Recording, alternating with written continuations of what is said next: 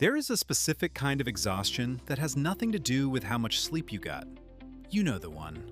You're sitting on the flight home, window seat, clouds below you, and instead of feeling full of memories, full of stories, full of that thing travel is supposed to give you, you just feel tired and a little empty. Like you went somewhere beautiful and somehow still missed it. You scroll through your camera roll, hundreds of photos, all the right places, all the right shots, and none of them feel like they belong to you.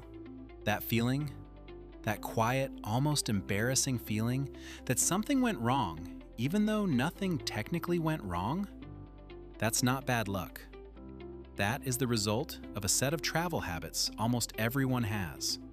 Habits nobody talks about because nobody wants to admit the trip they spent months saving for didn't feel the way they thought it would.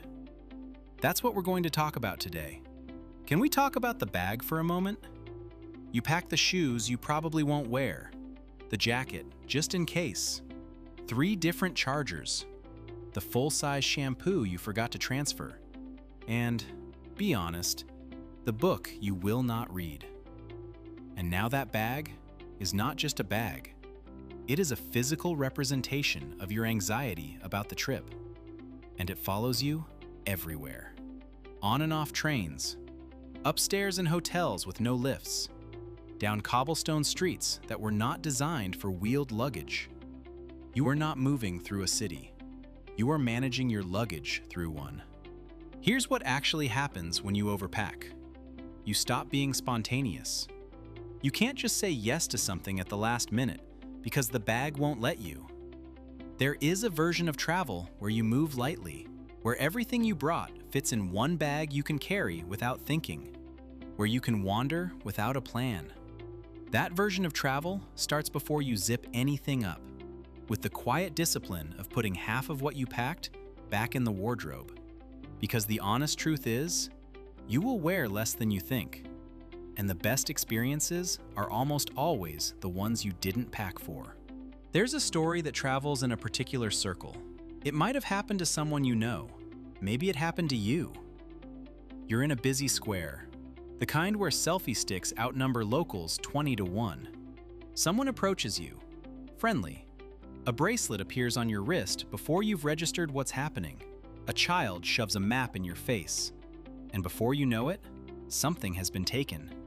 And the person is gone. And you feel it. Not just the loss of money or a phone. You feel embarrassed, stupid, like you should have seen it coming. But here's what nobody tells you. These people are extraordinarily good at what they do. They specifically target the moments when you are overwhelmed, disoriented, jet-lagged, and running on pure tourist autopilot. It is not your fault. But it is your responsibility to be a slightly harder target. And that takes about 10 minutes before your trip. A quick search, common scams in destination. That's it. You read it, you remember it, and you walk through that square with a completely different kind of awareness. Not paranoid, not unfriendly, just awake. That 10 minutes of research is worth more than almost anything else on your pre-trip checklist. Be honest, you've skipped travel insurance before. You looked at the price, thought, nothing bad ever happens to me, and clicked past it.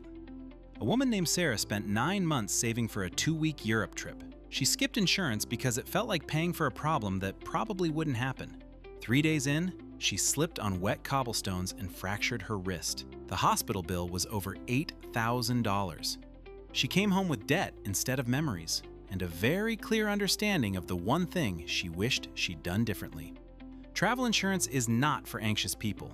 It is the acknowledgement that flights get canceled, luggage gets lost, and medical emergencies don't wait for a convenient moment. Protecting yourself is not pessimism, it is intelligence. And here's the part that should reframe it completely. A good policy almost always costs less than one night's accommodation wherever you're going. You will spend $1,000 on a trip, spend $50 to protect it.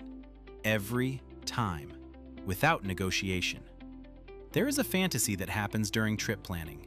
You imagine yourself, rested, energetic, somehow in perfect clothes, moving from one extraordinary experience to the next. all in a single day. Museum in the morning, famous viewpoint at noon, rooftop bar at sunset, dinner after. And you arrive, and you are a human being, with legs that tire and a brain that can only absorb so much beauty before it starts just going through the motions. The overpacked itinerary is not ambition, it is fear. The fear that if you don't see everything, you've wasted the trip. And it produces something no travel brochure will ever show you. A person sitting in front of one of the most beautiful things in the world, too exhausted to feel anything. Think about your favorite memory from any trip you've taken, the one still vivid in your mind. Chances are it wasn't from the most packed day. It was a moment you didn't plan. A conversation that happened because you weren't rushing. A place you found because you had nowhere specific to be. The best travel experiences hide in the unhurried hours. Choose less. Do it fully. Go home with fewer photos and more stories, the kind you'll actually want to tell. This one is short, because it needs to be. Your passport, your insurance documents, your emergency contacts, your bank's international number. Where are all of those right now? If the answer is, on my phone, then you are one bad afternoon away from the situation that no amount of money can quickly fix. A lost passport in a foreign country is not a small inconvenience.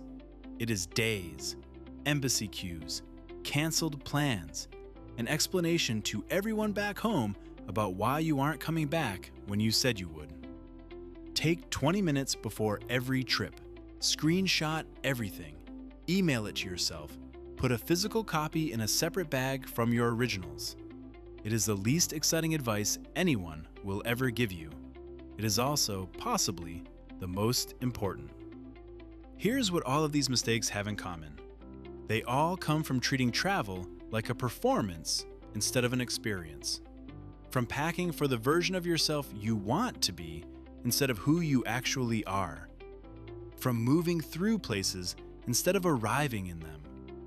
The travelers who come home genuinely changed, the ones who can't quite explain it, but something is different, they weren't the ones who saw the most. They were the ones who rushed the least, who packed light, who sat somewhere without needing to document it, who made mistakes, learned from them, and came home knowing something they didn't before. Not about the places they visited, but about the kind of traveler they actually want to be. You don't need a perfect trip. You need an honest one. Travel lighter, move slower, stay curious, and protect the trip you worked so hard to take.